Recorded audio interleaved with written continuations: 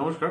দেখুন, private medical কলেজে যাদের অ্যালটমেন্ট আসবে, আমরা জানি রিভাইজ শিডিউল প্রকাশ হয়েছে, 20 তারিখ ডেট দেওয়া হয়েছে রেজাল্টের।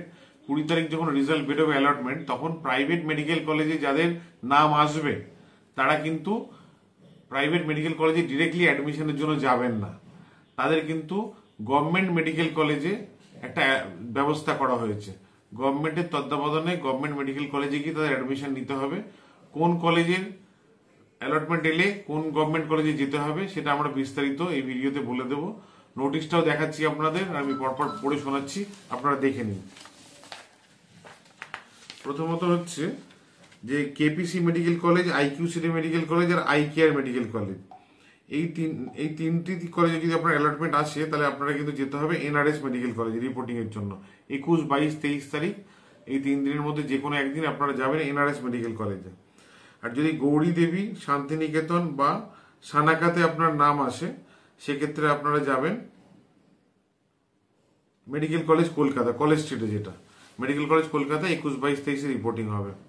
আর যদি জিএমএন মেডিকেল কলেজ বা জিআইএস মেডিকেল কলেজ বা কৃষ্ণনগর মেডিকেল কলেজে নাম আসে, তাহলে আপনারা সিএনএমসি যাবেন, মানে আমরা চিত্তরঞ্জন বলে জানি আর কি, পার্ক সার্কাসের কাছে সিএনএমসিতে আপনাদের গিয়ে রিপোর্টিং করতে হবে 21, 22, 23 তারিখ। আর যদি বজবজ, জিমসে বা ইস্ট ওয়েস্ট মেডিকেল কলেজ বা জাকির হোসেন, এই তিনটেতে যদি আপনাদের নাম আসে, তাহলে আইপিজিএ বা এসএসকেএম এ গিয়ে আপনাকে রিপোর্টিং করতে হবে 21, 22, 23 তারিখ। অর্থাৎ আমরা দেখে নিলাম যে 12টি কলেজকে 4 ভাগে ভাগ করা হয়েছে।